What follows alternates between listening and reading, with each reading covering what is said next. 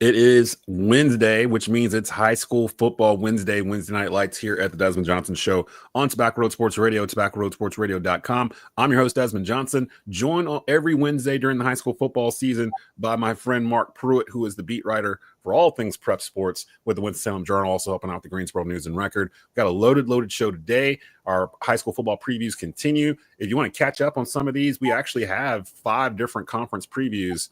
There's still one more to go, the Metro 4A. That'll drop on Friday, but the Central Piedmont Conference preview dropped yesterday.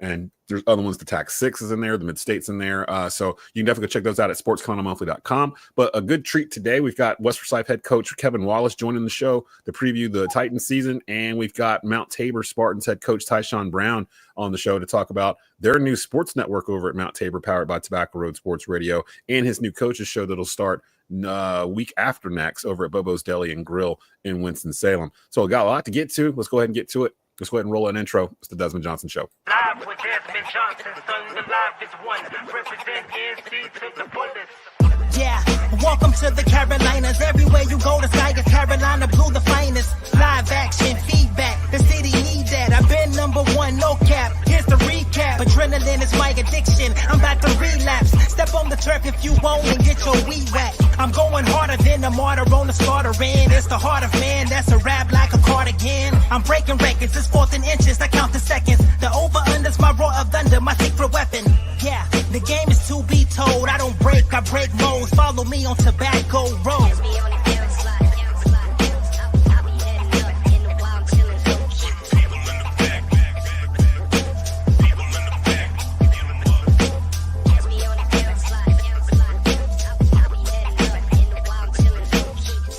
Desmond Johnson, son, the live is one. Represent NC to the fullest. And again, welcome to the Desmond Johnson Show, brought to you by Emergency Responders Credit Union in Winston-Salem. Here for all your financial needs if you are an emergency responder, not just in Winston-Salem, but across the entire state of North Carolina. Emergency Responders Credit Union has financial tools to help you in any situation that you may have. Marc Pruitt joining me from the Winston-Salem Journal. You can follow his work on X at Marc Pruitt.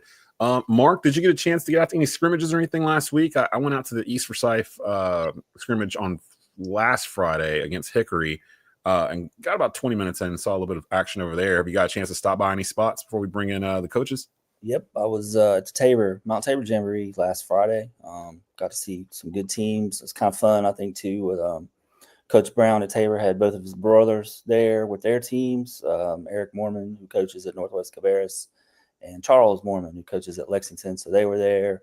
Walkertown was there. Greensboro Smith was there, and not on their best behavior, I would add. Some good for like Parkland was there. Reynolds was there. So some good. Got to see a lot of teams in a different environment than what I was watching over the summer with 7-on-7. So I've been hearing a lot of good stuff about Walkertown. They look really good. Yeah, and they've gelled fairly quickly. I saw them on 7-on-7s this summer. You can't really tell much from that other than you kind of see who's going to get the ball. But they look really good. I think I told Coach Honeycutt Saturday morning I saw him out at West Forsyth watching the West scrimmages, which I was at that last Saturday too. But I told Coach Honeycutt that I thought they were gelling pretty well, and they were probably one of the 2 best teams I saw at the Mount Tabor scrimmages that night. Northwest Cabarrus looked really sharp. Mount Tabor looked decent too, just young. They're very young. So I'll be at the Bill Hayes Pigskin Challenge Friday night at North Forsyth. It's got 8 Forsyth County teams will be at that, along with Lexington. So I'll get another good look at a lot of teams Friday night. Yeah, I went to me and Rod Funderburk went over to Hay Vegas and watched East Forsyth Hickory for about 20, 30 minutes Friday night. I will say this: the East Forsyth offensive line, we were kind of looking at the size of it last year. They're bigger this year. They had some kids that didn't get in because they were, underclassmen or whatever last year, and they lost their right guard, and they lost their center to graduation. But the guys that are replacing them are even larger. Like it seems like it's 6'4", 6'5", 6'4", 6'5", all the way down the line. They almost look like they're going back to the way they were in 2018, 2019 when they were winning the state titles, where it was kind of running back by committee, like a platoon. They've got like 4 or 5 running backs that they're going to use, led by Cannon Rottweiler. the senior, and Craig Hinton, the transfer over from Glenn. So they'll be in the backfield with that. JD Fulp, it looks like he's going to be the starting quarterback. He's backed up Bryce Baker for the past 2 years, and I think a lot of the doubt with that program is how they're going to respond without having Bryce Baker in the backfield. But again, there was the same kind of doubts when he first came in and Jalen Rayner had graduated and went on, who's actually having a fantastic career at Arkansas State right now.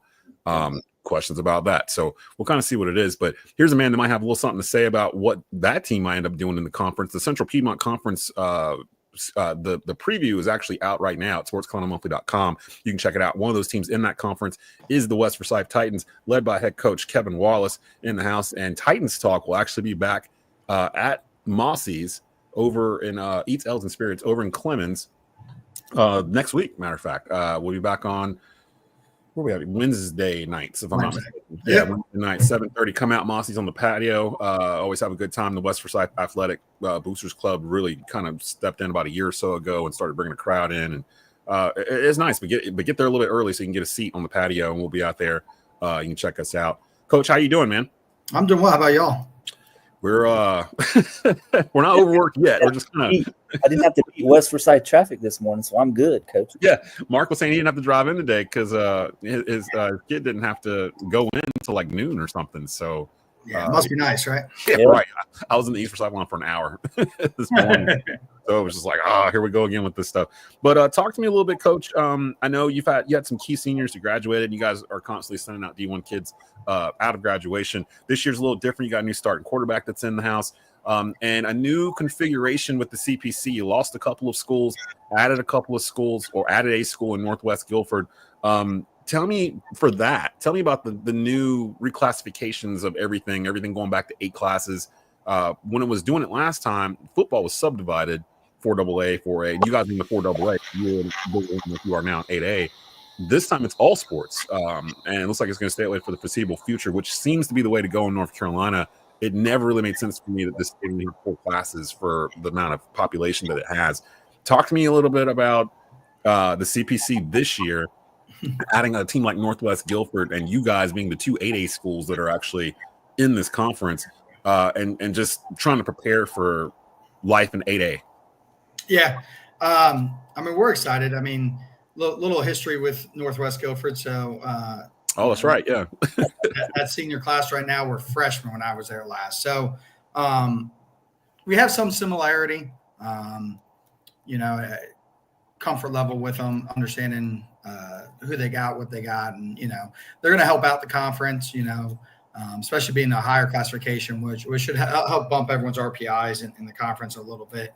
It hurts to lose Tabor and Glenn getting out because there's just so much history between everything, and I know they've been in and out over the last probably 10 years anyway, but we're still going to play Tabor in the off season or in the non-conference schedule, and it's going to work out well. I mean, the 8A stuff, I mean, it's just crazy because we don't know anything right now, and that's kind of, I felt like what it's been since January.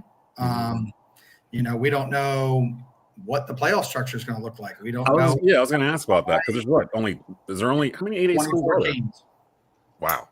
So 24 making it. So we don't know. We haven't been told anything on how the seeding is going to go. If it's going to be 1 through 4 with the bye the week 1. If that goes that way and we play 2, 3, 4, then week 5 would be a bye before states for 8A and 1A because both are the same thing. Wow. We don't know. We don't know if they're going to just say, hey, let's bump back. I mean, we don't know if we're playing state championship game a week early or multiple days early. I mean, we got nothing right now. But I mean, the only good thing is that's so far away. But, it's nice to have stuff prepared for.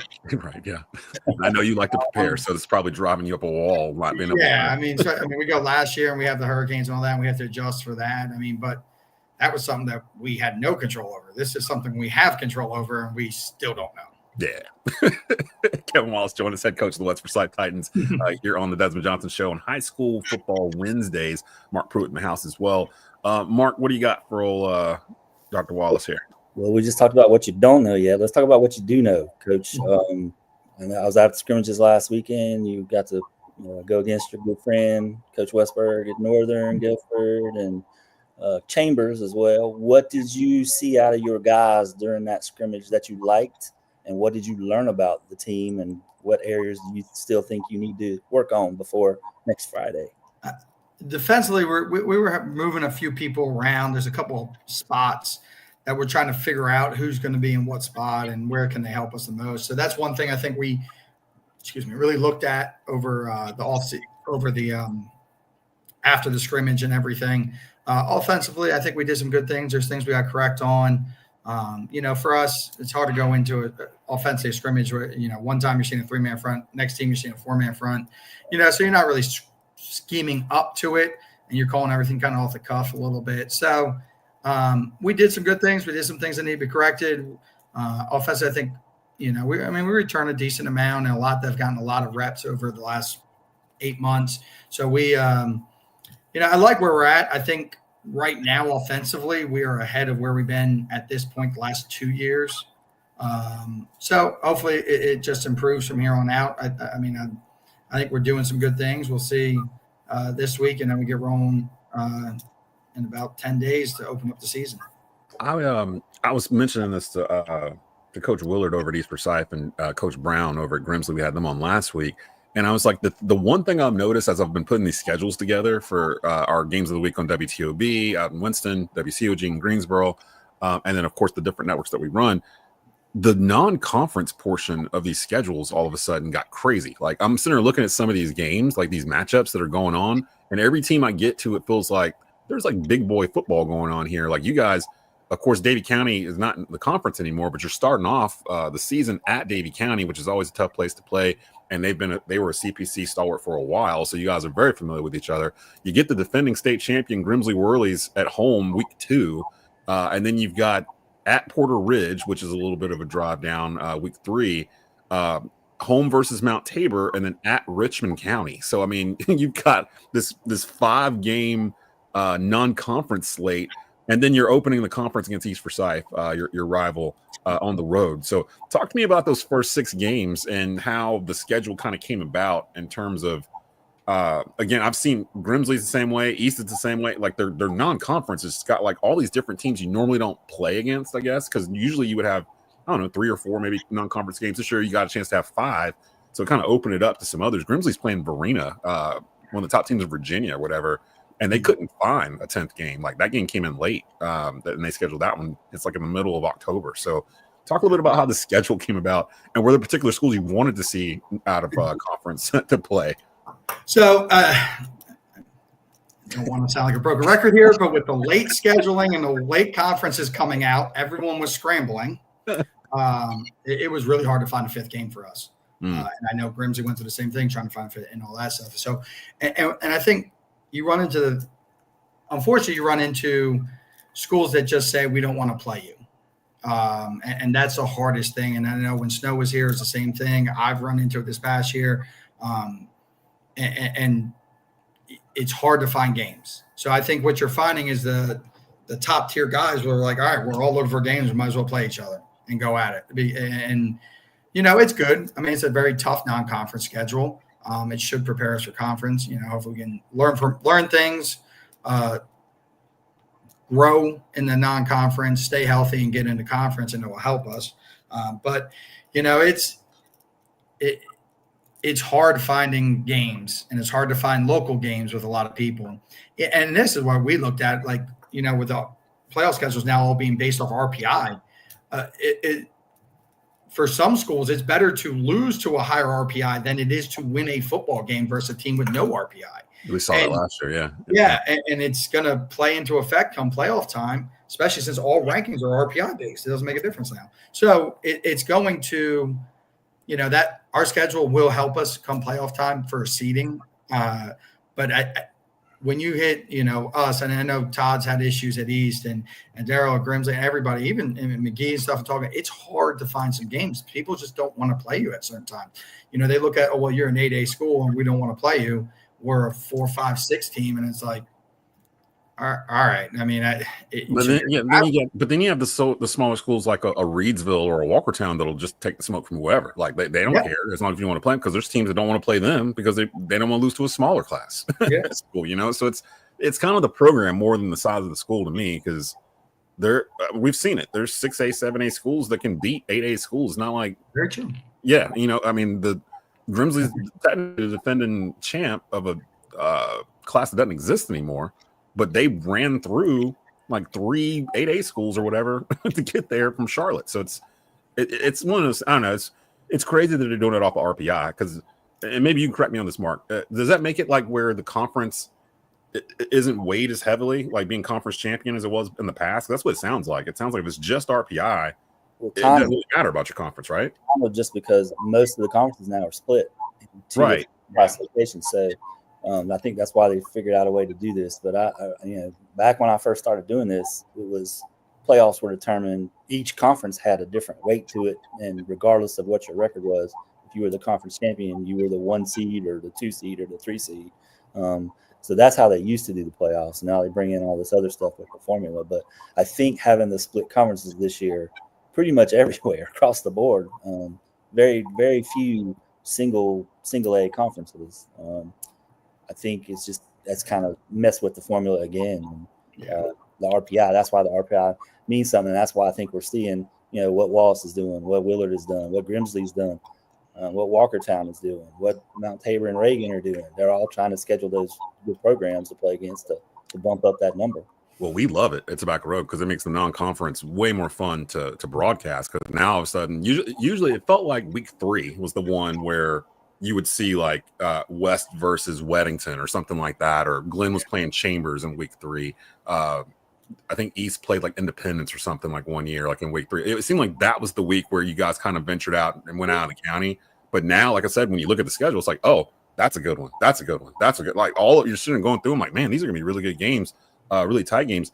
Coach, with West, one of the things that I love about the West Side program is you're one of the programs where you rarely lose players to transfer. Like you rarely have kids that come in to play football and they leave for whatever reason to go wherever else. You're one of those schools where the kids come, they stay, then they're going to play, they get opportunity. Who's one of your favorite returning players this year that you're looking to step up into a leadership role that maybe wasn't there last year, but you're seeing the signs that they can elevate this year? I think everything starts. Everyone knows PJ. So, but, besides him and everyone knows him and knows what he's done, I say Jalen Moore's really stepped up as a leader in the locker room. He was a sophomore receiver for us last year, picked up some big-time offers this camp season this summer, and he's really taken on a lot of leadership qualities. And we started seeing it towards the end of last season, and it's just continued on from last year. Defensive, Keith Taylor's really stepped up. AJ Blue is going to be a sophomore for us in the secondary. Those 2 guys have really led forward with the defense, keeping them straight and getting them where they need to be. Have been more vocal with our players of demanding a standard that we expect and we feel like we've set. So those are the 3 right off the top of my head that have really popped and have really taken on a role this year that they weren't so much in last year. Mark. What are you looking? I know you're going to Reedsville Friday night, the last scrimmage. What are you really trying to hone in, or what do you want to see from your guys Friday night in the last scrimmage before you get going? A little bit more execution, be able to handle a little tempo defensively. Just offensively, I think we got to get. We have a couple kids banged up a little bit, so we're going to get healthy so we can get ready for next week. But just a little bit more execution, a little bit more crispness, and handling tempo way better, at least defensively and offensively. I'm excited. And again, the first coaches show for Titans Talk will be actually Wednesday, August the 20th. Yeah. So our slate of coaches shows begin next week. So I think Tabor's the only one that's not starting next week, but next week, the 18th, we actually have Grimsley's coaches show from downtown Greensboro at Natty Greens with Coach Brown. Tuesday is the Nest on the 19th at J. Peppers with East Forsyth and Coach Willard. The 20th is Titans Talk with Coach Wallace out in Clemens at Mossy's. Again, open to the public. Come out and enjoy it. We're out in the patio, so we're outside. You can't miss us. There's a loudspeaker so you can hear the show and everything. Mark, are you going to be coming around this year? Because we actually have a new host. We haven't talked about that yet. There's no JP Mundy. JP Mundy's kid moved on to Reagan. and he felt weird doing the West Forsyth coaches show with his kid as a freshman at Reagan. So we've brought on a new host. His name is Jeff Marson. He's from Learfield Sports. Comes highly recommended from my guys over there. I'll be there producing each week. Jeff will be hosting, and we'll have a good time. Actually, matter of fact, Coach Wallace, you're going to tell me who you're going to bring for that first guest for that first week, so I can prep Jeff, because he's a little worried because he's never done one before. And he's like, I don't know, how will I know who the guests are and stuff? I'm like, don't worry about it. I'll take care of it. Like, don't worry about it. I'll be there turning the knobs. You don't have to worry about anything, but just ask them the questions. And I was like, they're a fun bunch. They don't bite or anything. They'll enjoy it. You'll see really quickly. At least just acclimate over. We're excited to go back to Mossy because I think Wednesday's a better day than Monday for us. And then I think even though it's a little bit smaller venue, but I think it's more interactive and it'll be fun. I mean, people associated with Clemens know Mossies with a lot. Yeah, and I think Playground, although it was great, and I love the space and the hospitality, I think it was almost too big. Like, it was almost like too large of a place. And I'll be honest, I kind of missed the food at Mossy's. I got used to driving to Clemens to get food, and no offense to Playground, they didn't really have food there. It was really more of a bar type atmosphere. So moving back to Mossy's, I know that they were very happy to have everybody back. So we'll be there. So everybody come out to Mossy's. The show starts at 7:30 Wednesday night live, August 20th. West Forsyth opens their season Friday at Davie County. That's a 7 o'clock kickoff. I know that Forsyth County and Guilford County are different in terms of kickoffs, because in Guilford their stuff is at 7:30. And Forsyth typically it's 7. So like week 2 you're at Grimsley, but it's a 7:30 kickoff. And both of those games, actually the West Forsyth Grimsley game is actually on WCOG week 2 as the WCOG game of the week. So you'll start seeing all that promo start to drop next week as well. Coach, anything you want to say to Titans Nation before we get you out of here, before we get you back to work? Just excited to start another year and hope to see everyone out at Mossy's next Wednesday. All right, well, there it is. There you have it. That's West Forsyth head coach Kevin Wallace. Appreciate you coming through, bro, and we will see you next week. All right, take care, guys. See ya. All right. And there he goes. That's head coach Kevin Wallace from West Forsyth. Trying to get in touch with head coach Tiesuan Brown over at Mount Tabor. And it's the weirdest thing. I talked to him in the summertime while we were putting together the sports network. For those that don't know, Mount Tabor has a sports network put together by Tobacco Road this year. We're broadcasting all their home football games and their home basketball games. Their home men's basketball games, those will be broadcasted through the Truth Network, terrestrial radio here in the Triad, where there'll be a game of the week each week like we did last year. The football is new, and they'll have a coach's show with head coach Tiesuan Brown. That will be at Bobo's Deli and Grill over that side of town, 7:30 p.m. on Monday nights, and that'll be hosted by Mike Fanning. So we'll have that there. I was going to show this to him. He's not here, but I was going to show him some of the promo stuff started coming back yesterday. So I was going to show him, hey man, we got your stuff in and everything, and I can't reach him. I can't find him. I don't know if he had class or something or what. And for some reason, my phone number, we joked about it when I talked to him last. Every time I text this dude, my number comes back saying it's blocked. And he's like, dude, I don't know how to even block a number on my phone. I'm like, why are you blocking me? Like, what did I do? Did I do something? He's like, no, man, I really don't know. I had the same problem with the coach at North Forsyth. I ended up, when you pull up his name and the first number that pops up. Well, it turned out it was the school phone number, not his cell phone. So I'm sending messages to his school phone for the last week. And I'm like, why is he not hitting me back? And then all of a sudden I realized it when I was talking with the AD about something else over there. And I said, yeah, what's up with Bernard? Because he hasn't got I was like, oh my gosh, I'm a dummy. So yeah. We'll stick around for a little bit and see if I can get Ty on before I let Mark go. Again, Spartans Live, head coach Tiesuan Brown. That will be Monday nights at Bobo's Deli and Grill. It'll be running at the same time that This Is Worley Nation runs. I'll be in Greensboro doing that with Chase Williams. Mike Fanning will be handling the Mount Tabor calls, and he'll be handling the Mount Tabor coaches show. Now, that will not start until not next week, but the following week. So the first show will be after the first game of the season with head coach Tiesuan Brown and his guests. Let me see if I can bring him in. But while I'm doing that, your thoughts on Coach Wallace there, Mark, in terms of what you heard and what you've been seeing covering Forsyth County schools in particular here. What are your thoughts on West Forsyth for this year in the CPC? I mean, I think any talk about them, you start with their offensive line. He mentioned PJ Dean going to Georgia, kind of following his brother's footsteps, but they're going to turn him into a defensive lineman, which I think will be a good move for him. He's really put on a lot of muscle, lost a lot of baby fat since his freshman year. But we're talking about a 4-year starter on the offensive line for them. He's been a member of my all-area team for the last 3 years. You got A.J. McLeod, who's going to be the right tackle, another 3-year starter. And you got Keith Foster Jr., who sits right beside A.J. on the left side, or PJ on the left side. And 3-year starters, all those guys, and they are all massive young men. PJ's lost the weight. I think he's about 255, 260 right now. But AJ and Keith are both 300 plus, and they're big size young men, 6'5". So you start with them. You got a couple of playmakers behind them. Darrell Page, who really was a lightning rod for them last year offensively, ended up scoring 10 touchdowns out of the backfield. They can put him out in the slot too at receiver. And I think we can expect to see some big things from him this year. New quarterback with Haynes Robitzer, a transfer from Lake Norman. Seen him this summer in 7-on-7s. He looked decent last week in the scrimmage.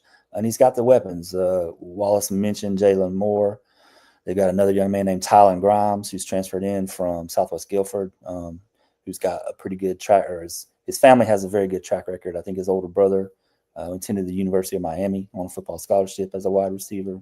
They got another young man named Braylon Morrow, who I think can kind of be the sleeper in the mix with the receivers. So, and they have another running back weapon, Moses Morris, who's also came to West Forsyth from Lake Norman. He ran for about 1,300 yards last season for Lake Norman.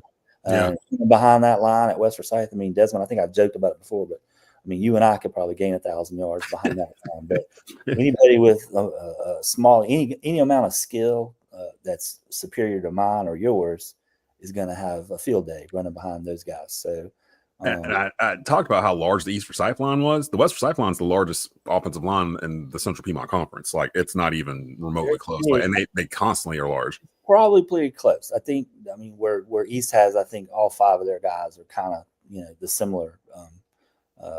West has those 3, and the other 2 aren't. We're not talking skin and bones for them, but the 3 most experienced guys, all 3-year starters. PJ's the 4-year starter. I think that's going to make a big difference. I think Wallace and I kind of talked about this last week. The defense is still kind of catching up to everything. They lost some key guys on the defense last year, especially in the secondary with D-Rock, Mr. Eldridge, and then Justin Ferguson, who played in the Shrine Bowl last year. He's playing at Mercer now. D-Rock's at Winston-Salem State. So he mentioned A.J. Blue. I think that's the guy they're kind of going to lean on. And then Josiah Nicholson, who came from East Forsyth, is now at West. And I think those are kind of the 2 guys they're going to look for. But I like the defensive line. I like the linebackers. He mentioned Keith Taylor. Daviel Eldridge will be on the defensive line there. He had 13 sacks last year doing that. And I just think they're going to look to those guys, those experienced guys, to kind of key the defensive unit until they kind of catch up with what I think the offense is capable of doing. So, and you can find out where we put West Forsyth in terms of predicted finish with the CPC conference preview over at sportscalendarmonthly.com. You can find it on the homepage or in the prep section there. We're going to go ahead and stop because I cannot find Coach Brown. He may got pulled. It's the first day of school. When I scheduled these, I didn't realize it was going to be the first day of school. And then I realized, oh man, I scheduled these on the first day of school. So I kind of thought maybe one of the 2 might not be able to do it because their schedule might have changed. That might have been what happened with Coach Brown. Before we get out of here, there's some breaking news. Carolina Hurricanes owner Tom Dundon has agreed to buy the Portland Trailblazers from the estate of Paul G. Allen for an evaluation of over $4 billion, according to Shams Charania from ESPN. That just dropped about 30 minutes ago. So the Hurricanes owner getting into the NBA, buying the Portland Trailblazers. So we'll have some more info on that. Probably on our show Saturday. If you didn't hear, we're moving our Friday shows to Saturday mornings back where the Rundown used to be live. Rod Funderburk's going to be back with me. Ryan Smith, former NFL tight end Ben Troop. They'll be on with us this Saturday morning. We'll start our NFL conference previews as well as some college football too. So we're getting all that. We'll have some more high school for you next Wednesday. Go follow Mark on X for the latest in terms of prep stuff, prep football in particular. He's putting out great content pretty much every day. So go check that out over on X under Marc Pruitt. We will see you guys Saturday morning, fresh and early, 11 a.m., WWBG 1470 a.m., and, of course, on TobaccoRoadSportsRadio.com.